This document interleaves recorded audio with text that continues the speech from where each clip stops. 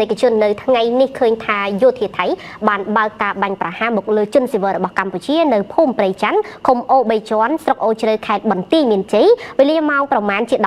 15:50 នាទីរសៀលនៅក្នុងថ្ងៃនេះផ្ទាល់តែម្ដងហើយបើតាមការជូនដំណឹងពីរដ្ឋបាលខេត្តបន្ទាយមានជ័យក៏ដូចជាក្នុងនោះក៏មានការជូនដំណឹងផងដែរពីសេចក្តីប្រកាសព័ត៌មានរបស់ក្រសួងការពារជាតិកម្ពុជាពលរដ្ឋជាជនស៊ីវិលម្នាក់បានបាត់បង់ជីវិតនិងមួយចំនួនទៀតបានរងរបួសនៅក្នុងការបាញ់ប្រហារដោយយោធាថៃយោងតាមសេចក្តីប្រកាសព័ត៌មានរបស់អ្នកនាំពាក្យក្រសួងការពារជាតិបានឲ្យដឹងថាក្នុងករណីយោធាថៃបានបើកការបាញ់ប្រហារមកលើប្រជាពលរដ្ឋខ្មែរនៅក្នុងភូមិព្រៃច័ន្ទមានជនស៊ីវិលមួយចំនួនបានរងរបួសហើយនៅក្នុងនោះ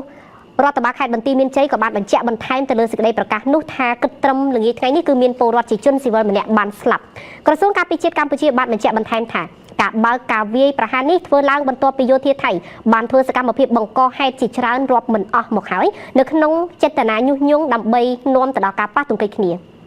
ក្រសួងការពារជាតិកម្ពុជាប្រកាសថ្កោលទោសយ៉ាងដាច់អហង្ការចំពោះទង្វើអមនុស្សធម៌ដ៏សាហាវឃោរឃៅនេះហើយនេះគឺបង្ហាញយ៉ាងច្បាស់កាលដែលភាគីថៃបានរំលោភបំពានលើសេចក្តីថ្លែងការណ៍រួមស្តីពីកិច្ចព្រមព្រៀងសន្តិភាពរវាងកម្ពុជានិងថៃដែលភាគីទាំងពីរបានចុះហត្ថលេខាកាលពីថ្ងៃទី26ខែតុលាឆ្នាំ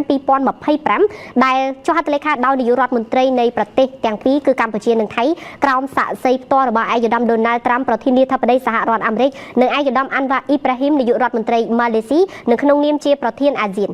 កម្ពុជាអំពាវនាវឲ្យសហគមន៍អន្តរជាតិថ្កោលទោសយ៉ាងម៉ឺងម៉ាត់ចំពោះការរំលោភបំពានសេចក្តីថ្លែងការណ៍រួមស្តីពីកិច្ចព្រមព្រៀងសន្តិភាពរវាងកម្ពុជានិងថៃនិងសេចក្តីនិងសកម្មភាពខុសច្បាប់របស់ថៃម្ដងហើយម្ដងទៀតនេះដោយទាមទារឲ្យថៃទទួលខុសត្រូវទាំងស្រុងចំពោះការរំលោភបំពានដ៏កម្រោលនេះកម្ពុជាអំពាវនាវឲ្យថៃបញ្ឈប់រាល់អរិភាពជាបន្ទាន់ដែលគម្រាមកំហែងដល់សន្តិភាពនិងស្ថិរភាពនៅក្នុងតំបន់ទន្ទឹមនឹងនេះកម្ពុជាអំពាវនាវឲ្យភាគីថៃងាករកការគោរពកិច្ចព្រមព្រៀងបទឈប់បាញ់សេចក្តីថ្លែងការណ៍រួមស្តីពីកិច្ចព្រមព្រៀងសន្តិភាពនិងកាតព្វកិច្ចទាំងឡាយនៅក្រោមច្បាប់អន្តរជាតិឲ្យបានម៉ឺងម៉ាត់ស្មោះត្រង់និងដោយសុឆន្ទៈពិតប្រាកដកម្ពុជាបដិញ្ញាចិត្តយ៉ាងម៉ឺងម៉ាត់នៅក្នុងការគោរពនិងអនុវត្តតាមលក្ខខណ្ឌនៃបទឈប់បាញ់សេចក្តីថ្លែងការណ៍រួមស្តីពីកិច្ចព្រមព្រៀងសន្តិភាពរវាងកម្ពុជានិងថៃព្រមទាំងកិច្ចព្រមព្រៀងទាំងឡាយដែលភាគីទាំងពីរសម្រេចបានកន្លងមកប្រកបដោយសុឆន្ទៈនិងការទទួលខុសត្រូវខ្ពស់បំផុតកម្ពុជាប្រកាន់ខ្ជាប់នៅការដោះស្រាយចំនួនដោយសន្តិវិធីស្របតាមច្បាប់អន្តរជាតិក៏ដូចជាសន្ធិសញ្ញាអនុសញ្ញានិងកិច្ចព្រមព្រៀងដែលមានស្រាប់ហើយប្រឆាំងនឹងការគម្រាមការប្រើប្រាស់កម្លាំងសម្ដៅស្វែងរកដំណោះស្រាយមួយដែលយុត្តិធម៌ត្រឹមត្រូវយូរអង្វែងនិងស្របតាមច្បាប់អន្តរជាតិ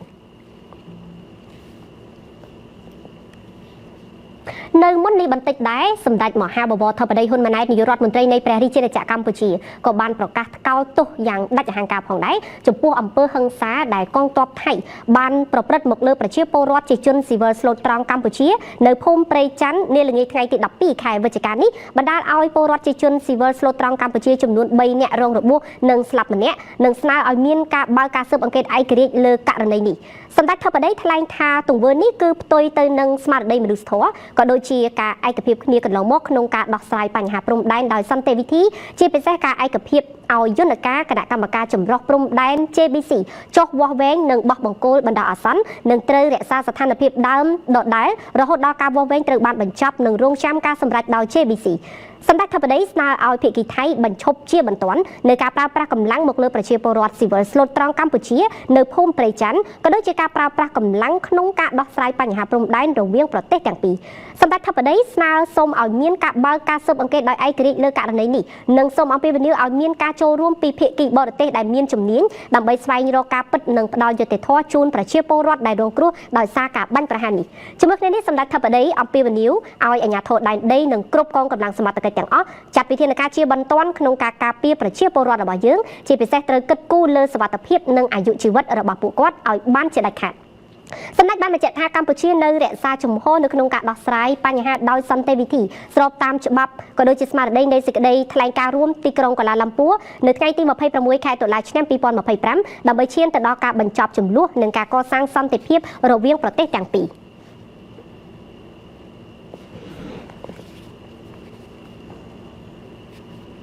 ទស្សនិកជនយើង យើងមានក្រុមការងាររបស់ BTV កំពុងប្រចាំការនៅក្នុងខេត្តបន្ទាយមានជ័យផ្ទាល់តែម្ដងដើម្បីវិវត្តជូនពីស្ថានភាពពលរដ្ឋដែលរងរបួសពីការបាញ់ប្រហារដោយយោធាថៃនៅល្ងាចថ្ងៃទី12ខែវិច្ឆិកាឆ្នាំ2025នេះតតែម្ដងដែលអ្នកដែលរងរបួសពីគ្រាប់កាំភ្លើងត្រូវបានបញ្ជូនទៅសង្គ្រោះនិងព្យាបាលបន្ទាន់នៅមន្ទីរពេទ្យមិត្តភាពកម្ពុជាជប៉ុនមង្គលបុរីយើងមានក្រុមការងារលោកទុយសាភ័ណ្ឌនិងផ្ដិតយករូបភាពពីទីនោះហើយតើស្ថានភាពពលរដ្ឋរងគ្រោះមកដល់ពេលនេះយ៉ាងណាហើយសូមទស្សនាសេចក្តីរាយការណ៍របស់លោកសាភ័ណ្ឌតែម្ដងបាទអរគុណទស្សនិកជនជាទីមេត្រីនៅខណៈនេះខ្ញុំកំពុងតែស្ថិតនៅឯពីមុខមន្ទីរពេទ្យបង្អែកមិត្តភាពកម្ពុជាជប៉ុនមង្គលបុរីស្ថិតនៅឯស្រុកមង្គលបុរីខេត្តបន្ទាយមានជ័យជាទីតាំងដែលប្រជាពលរដ្ឋរស់នៅក្នុងភូមិព្រៃច័ន្ទក្នុងឃុំអូ3ជាន់ស្រុកអូជ្រៅខេត្តបន្ទាយមានជ័យរងរបួសដោយសារការវាយប្រហារពីយោធាថៃបានបាញ់មកលើប្រជាពលរដ្ឋស្លូតត្រង់នៅឯទីតាំងនោះកាលពីម៉ោងប្រមាណ 7:04 រសៀលថ្ងៃទី12ខែវិច្ឆិកាឆ្នាំ2025នេះខណៈដែលប្រជាពលរដ្ឋដែលរស់នៅក្នុងភូមិព្រៃច័ន្ទនោះកំពុងតែស្នាក់នៅក្នុងតង់ហើយយោធាថៃបានបាញ់ប្រហារមកលើប្រជាពលរដ្ឋដែលពួកគាត់រស់នៅឯភូមិព្រៃច័ន្ទនោះបាទតាមសេចក្តីប្រកាសព័ត៌មានរបស់ក្រសួងការពារជាតិបានឲ្យដឹងថាការបាញ់ប្រហាររបស់យោធាថៃមកលើប្រជាពលរដ្ឋស្លូតត្រង់ស៊ីវិលស្ថិតនៅឯភូមិព្រៃច័ន្ទនោះគឺបានបាញ់នឹងវេលាម៉ោង 7:04 រសៀលដែលព័ត៌មានបឋមធ្វើឲ្យប្រជាពលរដ្ឋរស់នៅក្នុងភូមិព្រៃច័ន្ទនោះចំនួន1រូបបានស្លាប់បាត់បង់អាយុជីវិតនិង3នាក់ទៀតរងរបួសដែលអ្នករងរបួសនេះកំពុងតែសម្រាប់ព្យាបាលនៅឯមន្ទីរពេទ្យមិត្តភាពកម្ពុជាជប៉ុនមង្គលបុរីដែលស្ថិតនៅទីតាំងខ្ញុំកំពុងតែរាយការណ៍ជូនទៅដល់ទស្សនិកជននៅពេលនេះហើយក្រុមគ្រូពេទ្យនៅឯមន្ទីរពេទ្យនេះកំពុងតែយកចិត្តទុកដាក់ព្យាបាលជំងឺអ្នកដែលរងរបួសដែលជាប្រជាពលរដ្ឋរស់នៅក្នុងភូមិព្រៃច័ន្ទដែលយោធាថៃបានបាញ់មកលើពួកគាត់នេះគិតមកដល់ពេលនេះស្ថានភាពនៅឯភូមិព្រៃច័ន្ទនេះបាទតាមមន្ត្រីអាជ្ញាធរនឹងបានបញ្ជាក់ដែរថាការដែលយោធាថៃបានបាញ់ប្រហារមកលើប្រជាពលរដ្ឋរស់នៅក្នុងទីតាំងនោះមុននឹងកើតហេតុនោះគឺយោធាថៃនឹងបានបង្កហេតុជាច្រើនលើកច្រើនសាររួចរាល់ទៅហើយដែលកន្លងទៅនឹងគឺមានការរាយបន្លាលួសការធ្វើទុកបុកម្នេញផ្សេងជាក់ស្ដែងនៅថ្ងៃនេះគឺយោធាថៃនឹងបានបង្ហាញសកម្មភាពញុះញង់ដើម្បីឲ្យយោធាកម្ពុជានឹងតទល់ជាមួយនឹងយោធាថៃប៉ុន្តែយោធាកម្ពុជាដែលគ្មិនប្រដាប់អាវុធហ្នឹងគឺនៅតែបន្តការពារបូរណភាពទឹកដីនៅឯទីតាំងនោះហើយនៅវេលាម៉ោងប្រហែលជា 7:04 ទើបយោធាថៃហ្នឹងបានបាញ់ប្រហារមកលើប្រជាពលរដ្ឋរស់នៅក្នុងភូមិព្រៃច័ន្ទនោះដោយឡែកការបាញ់ប្រហារនេះគឺមានចំនួន2លើកនៅវេលាម៉ោង 7:04 ហ្នឹងបាញ់ម្ដងហើយនៅវេលាម៉ោង 7:06 នោះគឺយោធាថៃហ្នឹងបានបាញ់ម្ដងទៀតទៅលើយោធាកម្ពុជាដែលឈរជើងប្រចាំការនៅឯភូមិព្រៃច័ន្ទនោះប៉ុន្តែមិនបង្កឲ្យមានរបួសទៅដល់យោធាដែលនៅទីតាំងនោះទេគួរជម្រាបជូនដែរថាតកតងទៅនឹងភូមិព្រៃច័ន្ទនេះកន្លងទៅនឹងប្រទេសថៃបានអះអាងថាភូមិនៅព្រៃច័ន្ទនេះគឺជាដីរបស់ប្រទេសថៃដោយសំអាងលើផែនទីខ្នាត1លើ50ពាន់ដែលផ្ទុយទាំងស្រុងទៅលើផែនទីអនុសញ្ញាឆ្នាំ1904និងសន្ធិសញ្ញាឆ្នាំ1907បារាំងសៀមដែលកាលនោះគឺបារាំងក៏យល់ព្រមផងដែរថាផែនទីនេះគឺយើងប្រើគឺខ្នាត1លើ200ពាន់ដែលផែនទីខ្នាត1លើ200ពាន់នេះបញ្ជាក់ថាភូមិទាំងពីរនេះគឺស្ថិតនៅក្នុងដែនអធិបតេយ្យភាពរបស់ប្រទេសកម្ពុជាប៉ុន្តែភាគីថៃកន្លងទៅនឹងតែងតែប្រើវិធីសាស្ត្រផ្សេងៗដើម្បីបណ្ដេញប្រជាពលរដ្ឋពលកាលពីបញ្ចប់ចំនួនប្រដាប់អាវុធកាលពីថ្ងៃទី24ដល់ថ្ងៃទី28ខែកក្កដាឆ្នាំ2025បានបញ្ចប់ហើយនៅអំឡុងខែសីហាហ្នឹងក៏មានការរាយបន្លាលួសនៅឯភូមិព្រៃច័ន្ទនិងភូមិជោគជ័យដែរក្នុងបំណងពាត់យកដីប្រជាពលរដ្ឋនៅក្នុងទីតាំងនោះបន្ទាប់មកក៏ធ្វើទុកបុកម្នេញផ្សេងទៀតដូចជាមានការរាយបន្លាលួសបន្ថែមទៀតប៉ុន្តែប្រជាពលរដ្ឋដែលរស់នៅក្នុងភូមិព្រៃច័ន្ទនិងភូមិជោគជ័យដែលជាទីតាំងទាំងពីរហ្នឹងគឺបានតស៊ូដោយគ្មានការប្រើអាវុធទេគឺពួកគាត់ហ្នឹងតទល់ជាមួយនឹងយោធាថៃមិនឲ្យរាយបន្លាលួសបន្ថែមទៀតមករំលោភដែនអធិបតេយ្យភាពរបស់ប្រទេសកម្ពុជាហើយភាគីខាងថៃនោះក៏តែងតែធ្វើទុកបុកម្នេញផ្សេងទៀតក្នុងនោះក៏មានការចាក់សម្លេងខ្មោចផ្សេងដើម្បីឲ្យប្រជាពលរដ្ឋរស់នៅក្នុងភូមិទាំងពីរនឹងចាក់ចេញពីលំនៅឋាននៅសកម្មភាពឈូសឆាយនិងមានការបាញ់គ្រាប់ចម្ពាមអីជាដើមក្នុងបំណងឲ្យប្រជាពលរដ្ឋនឹងចាក់ចេញក្នុងទីតាំងហ្នឹងប៉ុន្តែពលរដ្ឋដែលរស់នៅក្នុងទីតាំងទាំងពីរភូមិនោះគឺពួកគាត់នឹងរស់នៅជាយូរលង់ណាស់មកហើយដែនអធិបតេយ្យភាពនោះគឺជារបស់ប្រទេសកម្ពុជាអញ្ចឹងហើយមិនអាចប្រើច្បាប់ព្រៃមកធ្វើទុកបុកម្នេញប្រជាពលរដ្ឋដែលរស់នៅក្នុងប្រទេសកម្ពុជានោះទេដោយឡែកសម្រាប់រដ្ឋាភិបាលវិញក៏បានដាក់ចេញវិធានការផ្សេងដើម្បីដោះស្រាយចំនួនព្រំដែនរវាងប្រទេសកម្ពុជានិងប្រទេសថៃផងដែររហូតដល់មានកិច្ចព្រមព្រៀងសន្តិភាពរវាងប្រទេសកម្ពុជានិងប្រទេសថៃដែលមានលោកដូណាល់ត្រាំប្រធានាធិបតីសហរដ្ឋអាមេរិកនិងនាយករដ្ឋមន្ត្រីម៉ាឡេស៊ីនឹងក៏បានចូលរួមធ្វើជាសាក្សីនៅក្នុងសេចក្តីថ្លែងការណ៍រួមស្តីពីសន្តិភាពកម្ពុជា នៅក្នុងសេចក្តីថ្លែងការណ៍រួមគូឡាឡាំពួរកាលពីថ្ងៃទី26ខែតុលាឆ្នាំ2025រហូតមកដល់ពេលនេះគឺមានរយៈពេលជាង2សប្តាហ៍ហើយក្នុងរយៈពេលជាង2សប្តាហ៍នេះបានធ្វើឲ្យស្ថានភាពនៅក្នុងប្រទេសទាំងពីរមានភាពស្ងប់ស្ងាត់ប៉ុន្តែនៅថ្ងៃទី10ខែតុលាឆ្នាំ2025នេះស្រាប់តែមានហេតុការណ៍មួយគឺការផ្ទុះមីនយោធាថៃដែលមានការផ្ទុះមីននៅខេត្តព្រះវិហារនឹងបានធ្វើឲ្យរាជរដ្ឋាភិបាលថៃក៏ដូចជាយោធាថៃផ្សេងៗនឹងមានការអស់អន់ចិត្តនិងលើកឡើងថាការដាក់មីននេះជាយោធាកម្ពុជាដាក់ដើម្បីធ្វើបាបយោធាថៃហើយក៏មានការធ្វើទុកបុកម្នេញផ្សេងទៀតរហូតទៅដល់មានការផ្ទុះអាវុធនៅថ្ងៃទី12ខែវិច្ឆិកាឆ្នាំ2025នេះនៅឯភូមិជប់ព្រៃច័ន្ទនៅពេលនេះយ៉ាងណាក៏ដោយរាជរដ្ឋាភិបាលនៅតែប្រកាន់គោលជំហរដោះស្រាយចំនួនព្រំដែនជាមួយនឹងប្រទេសថៃនេះដោយសន្តិវិធីដោយគោរពទៅច្បាប់អន្តរជាតិនិងការទូតសុភ័ណ្ឌដែលបានផ្ដល់ស្ដីរាយការណ៍បាទតនហេតុការណ៍បាទជួនទៅដល់លោកនាងហើយបើមានអ្វីដែលថ្មីបន្តទៀតបាទយើងនឹងជួបគ្នាជាថ្មីបន្តទៀតនៅព័ត៌មានពេលរាត្រីអញ្ចឹងកម្ពុជារបស់យើងគឺយើងថ្កោលទោសចំពោះការប្រើប្រាស់នៅអំពើហិង្សារបស់កងទ័ពរបស់ថៃដែលបំពានលើបរណភាពទឹកដីរបស់កម្ពុជាហើយបានប្រើនៅបាទអាវុធបាទដែលប្រដាប់ដោយអាវុធនោះគឺបាញ់ទៅលើប្រជាពលរដ្ឋយើងស្លូតត្រង់ដែលគ្មានការប្រដាប់ដោយអាវុធដែលបានបណ្ដាលឲ្យស្លាប់ម្នាក់និងរបួស3នាក់ជាដើមនោះចាយើងមានអ្វីវិវត្តថ្មីនិងបន្តតាមដានបន្តទៀតជូនទៅដល់ប្រិយមិត្តទូរទស្សនិកជនដែលយើងមានក្រុមការងារប្រចាំការនៅខាងខេត្តជាប់ព្រំដែនគឺខេត្តបន្ទាយមានជ័យដោយដែលលោកសំផនបានរាយការណ៍ជូននៅមុននេះជាពិសេសគឺស្ថានភាពរបស់ប្រជាពលរដ្ឋរបស់យើងដែលបា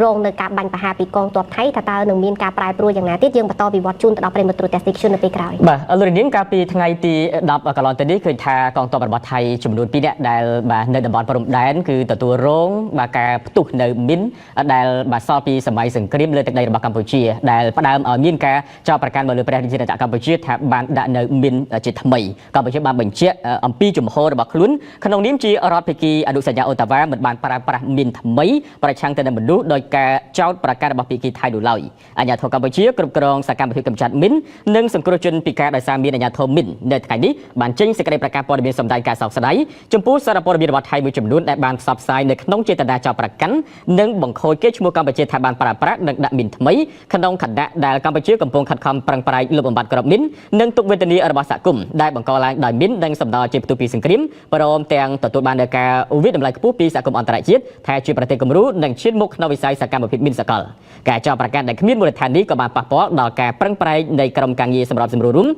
ដែលបានបង្កើតឡើងដោយប្រទេសទាំងពីរដើម្បីជំរុញដល់ការបោះសម្អាតមីនមនុស្សធម៌និងបង្កើនទំនុកចិត្តរវាងគ្នានៅតាមបណ្ដោយព្រំដែនផងដែរអាជ្ញាធរមីនបានបញ្ជាក់ថាក្នុងនាមជារដ្ឋភាគីអនុសញ្ញាហាម5ការប្រើប្រាស់មីនប្រឆាំងទៅនឹងមនុស្សគឺអនុសញ្ញាអូតាវ៉ាកម្ពុជាគឺប្រកាន់ខ្ជាប់នៅគោលការណ៍និងការគ្រប់យ៉ាងខ្ជាប់ខ្ជួនតាមបទដ្ឋានរបស់អនុសញ្ញានេះហើយកម្ពុជាបានចាត់ទុកសកម្មភាពមីនគឺជាការរួមចំណែកនៅក្នុងការកសាងសន្តិភាពនិងជាស្នូលនៃការអភិវឌ្ឍជាតិកម្ពុជាក្នុងនាមជាប្រទេសដែលស្រឡាញ់សន្តិភាពទទូចដល់ភាគីថៃជៀសវាងការយកបញ្ហាផ្ទុះមីននៅថ្ងៃទី10ខែវិច្ឆិកា2025ក្នុងតំបន់ព្រំដែនដែលបានធ្វើឲ្យទាហានថៃ2នាក់រងរបួសជាមូលហេតុនៃការផ្អាកអនុវត្តជាឯកតោភាគីនៅកិច្ចព្រមព្រៀងសន្តិភាពកូឡាឡាំពួរនៅថ្ងៃ26តុលា2025អាជ្ញាធរមានបានបញ្ជាក់ទៀតថាក្នុងឱកាសនៃកិច្ចប្រជុំលើកទី22នៃរដ្ឋភាគីអនុសញ្ញាអូតាវ៉ានៅទីក្រុងហ្សឺណែវប្រទេសស្វីសដែលនឹងខិតមកដល់នៅពេលខាងមុខនេះកម្ពុជាសូមស្នើដល់ភាគីថៃក៏ដូចជាគ្រប់ភាគីពាក់ព័ន្ធរក្សានៅស្មារតីកិច្ចសហការវប្បធម៌សន្តិនិកការគ្រប់គ្នាទៅវិញទៅមកនិងឈលលើគោលការណ៍មនុស្សធម៌នៃច្បាប់អន្តរជាតិដើម្បីសម្រេចបាននូវគោលដៅរួមពិភពលោកមួយដែលគ្មានមីន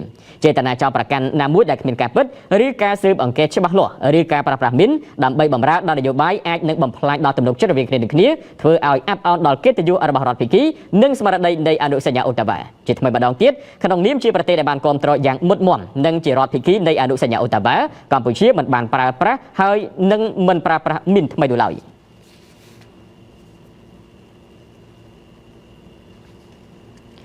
ដោយការប្រើប្រាស់យន្តការផ្សេងៗរបស់ភាគីថៃបញ្ចោតមកលើកម្ពុជាក៏ដូចជាប្រកាសនៅក្នុងការផ្អាកការអនុវត្តសេចក្តីថ្លែងការណ៍រួមសន្តិភាពកម្ពុជាថៃនៅទីក្រុងក្លាឡាំពូប្រទេសម៉ាឡេស៊ីប្រជាប្រដ្ឋកម្ពុជាបានស្នើដល់អន្តរជាតិពិសេសគឺប្រទេសមហាអំណាចពិភពលោកគឺសហរដ្ឋអាមេរិកតែម្ដងសូមជួយអន្តរាគមន៍ទៅលើករណីដែលថៃប្រកាសផ្អាកនៃការអនុវត្តកិច្ចព្រមព្រៀងសន្តិភាពនេះក្រោយពីភាគីថៃបានប្រកាសព័ត៌មានអំពីការផ្អាកអនុវត្តកិច្ចព្រមព្រៀងសន្តិភាពរួចមកកត្តានេះបានធ្វើឲ្យប្រជាជនកម្ពុជាសម្ដែងដល់ការខកចិត្តនិងមិនអាចទទួលយកបាននោះឡើយពលរដ្ឋកម្ពុជាបានចាត់ទុកថាវាហាក់បីដូចជារឿងលេងសើចពេកទៅហើយដែលភាគីថៃមិនគោរពទៅលើកិច្ចព្រមព្រៀងគ្នាជាច្រើនកន្លងមកពិសេសគឺកិច្ចព្រមព្រៀងសន្តិភាពកាលពីថ្ងៃ26ខែតុលា2025ដែលភាគីទាំងពីរបានព្រមព្រៀងគ្នាក្នុងការបន្ថយនៃភាពតានតឹងនៅតំបន់ព្រំដែនដើម្បីបន្តជំហានឈានទៅរកការបញ្ចប់ចំនួនរវាងគ្នាក្នុងនាមជាអ្នកជិតខាងប្រទេសប ប៉ុន្តែផ្ទុយមកវិញថៃបែរជាបង្កើតបញ្ហាដើម្បីបង្កចំនួនជាមួយកម្ពុជាជាបន្តបន្ទាប់ផ្ទុយពីភាគីកម្ពុជាដែលបាននឹងកំពុងខិតខំរកគ្រប់វិធីសាស្ត្រដើម្បីចរចាស្វែងរកសន្តិភាពសម្រាប់ប្រទេសទាំងពីរពលរដ្ឋខ្មែរនេះមានការសោកស្ដាយជាខ្លាំងហើយអស់សង្ឃឹមទៅលើប្រទេសមួយនឹងជាខ្លាំងសូមទៅលោកដូណាល់ត្រាំឲ្យលោកមើលមកខាងភាគីទាំងសងខាងដូចជាថៃបានរំលោភបំពានទៅលើកិច្ចព្រមព្រៀងសន្តិភាពកម្ពុជាថៃអញ្ចឹងដូច្នេះហើយក្នុងនាមខ្ញុំជាប្រជាពលរដ្ឋខ្មែរនេះខ្ញុំព្រួយបារម្ភមែនតើអញ្ចឹងសូមឲ្យលោកជួយមើលទៅចំណុចទាំងអស់ហ្នឹងឲ្យលោកចេញវិធានការអីមួយសម្រាប់ឲ្យខាងថៃបញ្ឈប់នៅគំនិតទាំងអស់ហ្នឹងខ្ញុំដូចជាចង់អត់សំណោចតិចទៅលើប្រទេសថៃដែលបានទៅចង់ឆ្ងល់ទៅលើប្រទេសថៃដែលទៅប្រជុំនៅប្រទេសម៉ាឡេស៊ីតែប្រទេសអំណាចដែលចូលរួមដឹងឮពីបញ្ហាប្រទេសកម្ពុជានិងប្រទេសថៃតែដល់មកឥឡូវនេះប្រទេសថៃបានបដិសេធតែខ្ញុំប្រជាពលរដ្ឋខ្ញុំឆ្ងល់ថាហេតុអីបានជាប្រទេសនីតិរដ្ឋមួយដែរបែរជាទៅធ្វើដូចក្មេងលេងកឡុកកឡអានេះជាចម្ងល់របស់ខ្ញុំអស់លោកនិយាយដូចជាអត់យកជាផ្លូវការបានគឺទៅនេះគឺទៅសញ្ញេ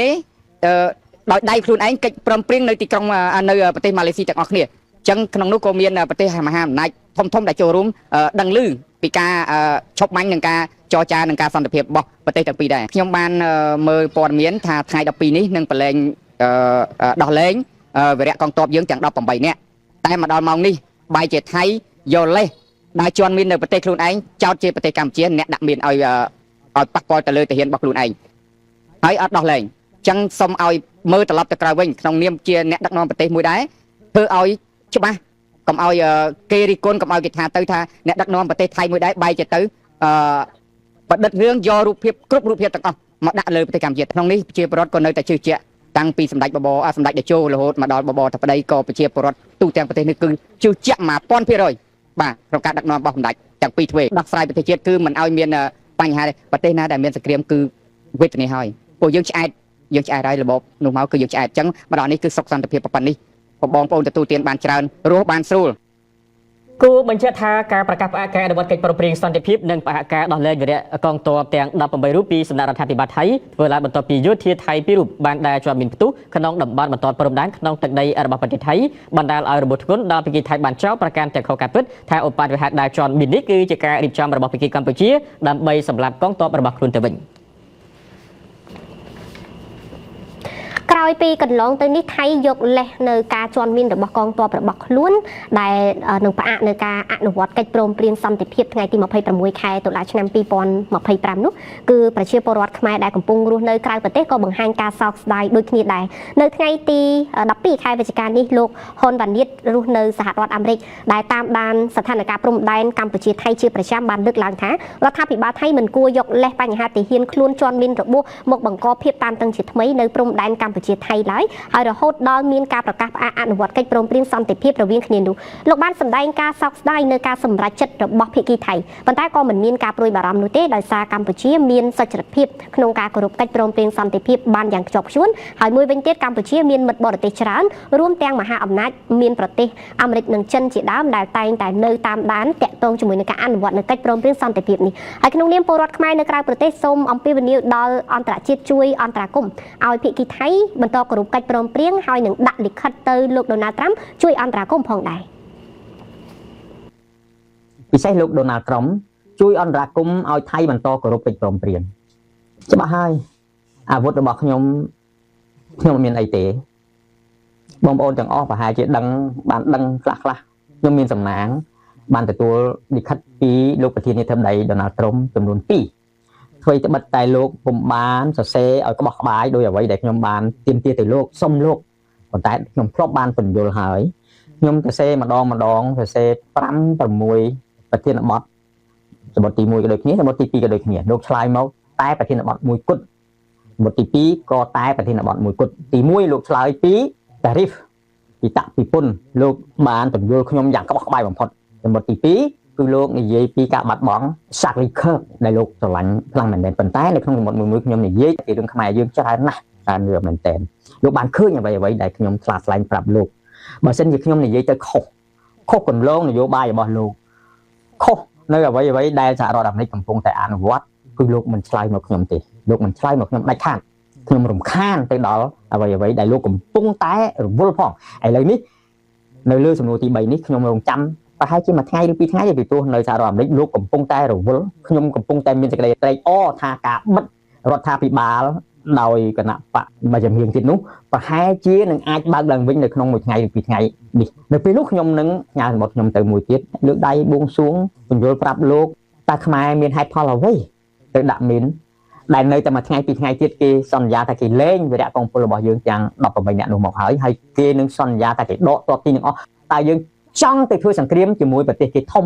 ឬអត់តើយើងក្បត់នៅពាក្យសន្យាទាំងឡាយនេះឬអត់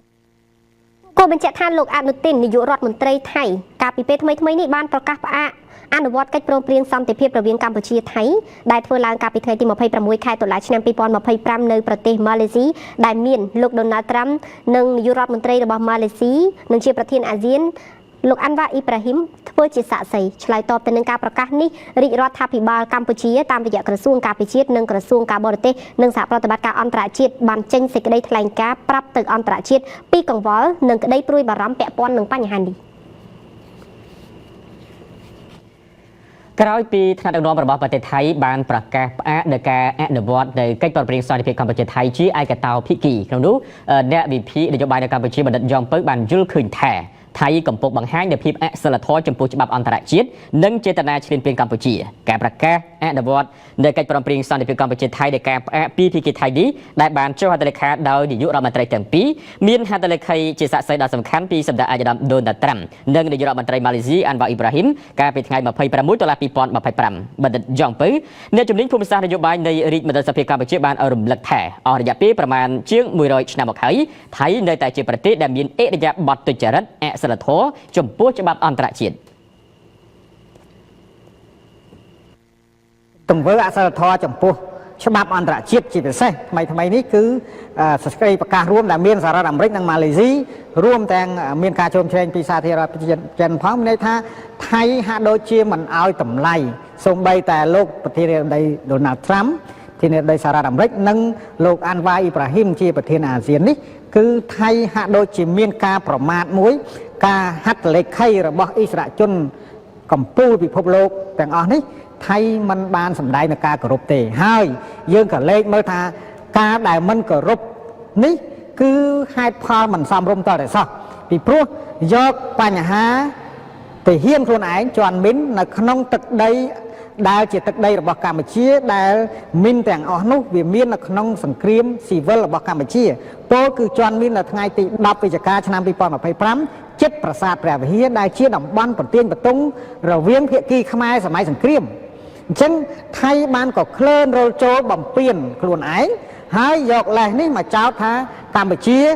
ដាក់មីនថ្មីឲ្យជាដើមហើយយកលេសទៅផ្អាកព្យួរឬក៏ផ្អាកនៃសេចក្តីប្រកាសរួមទីក្រុងកាឡាលំពួរពី26តុលា2025នេះជាលេសមិនសមហេតុផលដោយមិនអោយតម្លៃទៅដល់ម្ចាស់ហត្ថលេខីគឺលោកដូណាល់ត្រាំនិងលោកអាន់វ៉ាអ៊ីប្រាហ៊ីមបាទលោកបានទទូចឲ្យសហគមន៍អន្តរជាតិជាពិសេសលោកដូណាល់ត្រាំប្រធានាធិបតីសហរដ្ឋអាមេរិកក៏ដូចជាប្រទេសម៉ាឡេស៊ីបន្តឃ្លាំមើលយ៉ាងយកចិត្តទុកដាក់ក្នុងការអនុវត្តសេចក្តីប្រកាសរួមទីក្រុងកាឡាលំពួរនេះកម្ពុជាសូមអំពាវនាវឲ្យសហគមន៍អន្តរជាតិក៏ដូចជាសហរដ្ឋអាមេរិកនិងប្រទេសម៉ាឡេស៊ីបន្តឃ្លាំមើលយ៉ាងយកចិត្តទុកដាក់ទៅលើបញ្ហាការអនុវត្តសេចក្តីប្រកាសរួមនេះកម្ពុជាមិនអាចលើកលែងកម្ពុជាមិនអាចផ្អាកសេចក្តីប្រកាសរួមឬក៏កិច្ចព្រមព្រៀងទាំងឡាយណានោះទេថៃគាត់ផ្អាកជារឿងរបស់ថៃតែងតែនិយាយថាផ្អាកនេះលុបនោះជារឿយដែលយើងធ្លាប់ឃើញប៉ុន្តែកម្ពុជាមិនអាចដើរតាមសេណារីយ៉ូទុច្ចរិតរបស់ថៃបានទេប្រសិនបើកម្ពុជារអិលខ្លួនដើរតាមសេណារីយ៉ូរបស់ថៃនោះគឺជាការខាតបង់ធំបំផុតហើយហាក់ដូចជាចូលរួមជាមួយថៃប្រមាថទៅហត្ថលេខីតែកម្ពុជាมันបានធ្វើដូច្នោះទេគឺមានសេចក្តីថ្លែងការណ៍របស់ក្រសួងការបរទេសក៏ដូចជាក្រសួងការពារជាតិរបស់កម្ពុជារួចស្រេចទៅហើយបានបញ្ជាក់នៅភាពដាច់ណាត់ថាត្រូវតែគោរពសេចក្តីប្រកាសរួមត្រូវតែគោរពសន្ធិសញ្ញានិងច្បាប់ជាធរមានអន្តរជាតិទាំងឡាយណាប្រយោជន៍រក្សាសន្តិសុខសម្រាប់ធ្នាប់នៃតំបន់ក៏ដូចជាសន្តិសុខសម្រាប់ធ្នាប់ពិភពលោកផងដែរ លោកបណ្ឌិតបានគូបញ្ជាក់ទៀតថាសហគមន៍អន្តរជាតិជាពិសេសប្រទេសមហាអំណាចសហរដ្ឋអាមេរិកត្រូវតែត្រួតពិនិត្យមើលនៅការអនុវត្តតាមសេចក្តីថ្លែងការណ៍រួមទីក្រុងកាឡាឡាំពួរពលគឺមិនអាចទុកឲ្យថៃធ្វើអ្វីស្រេចតែចិត្តដែលធ្វើឲ្យបាត់នៅសណ្ដាប់ធ្នាប់ពិភពលោកនិងសណ្ដាប់ធ្នាប់តំបន់បង្កនូវភាពហុយស្រួយនៅក្នុងតំបន់អាស៊ាននោះទេលោកបណ្ឌិតយល់ថាប្រទេសមហាអំណាចនៅតែមានសិលឹកបៀធំសម្រាប់ចង្អុលបង្ហាញទៅដល់ប្រទេសថៃនិងកម្ពុជាឲ្យគោរពអនុវត្តជាពិសេសគឺសិលឹកបៀសម្រាប់ពុនបដិការរបស់សហរដ្ឋអាមេរិកគឺជាសិលឹកបៀធំណាស់សម្រាប់ការគោរពទៅតាមសេចក្តីថ្លែងការណ៍រួមទីក្រុងកាឡាឡាំពួរលោកបណ្ឌិតបានទទូចឲ្យអាយដាមដូណាល់ត្រាំមេត្តាតាមដានដល់ការអនុវត្តសេចក្តីថ្លែងការណ៍រួមទីក្រុងកាឡាឡាំពួរដើម្បីឲ្យដឹងថាទាំងកម្ពុជាទាំងថៃតើមួយណាបានគោរពនិងមួយណាមិនបានគោរពជៀសវាងកុំឲ្យការខិតខំរបស់លោកដូណាល់ត្រាំវិលទៅរកចំនួនស៊ីសាច់ហត់ឈាមសាច់ជាថ្មីដែលប្រទេសថៃធ្វើសង្គ្រាមទ្រង់ទ្រាយធំមកលើកម្ពុជាដោយការប្រើសភាវុធរបស់សហរដ្ឋអាមេរិកសម្រាប់លើប្រជាជនស្លូតត្រង់កម្ពុជាដែលរឿងទាំងអស់នេះសហរដ្ឋអាមេរិកគួរតែមានការអន្តរាគមន៍ផ្នែកការទូតក៏ដូចជាផ្នែកសេដ្ឋកិច្ចនិងច្បាប់អន្តរជាតិផងដែរ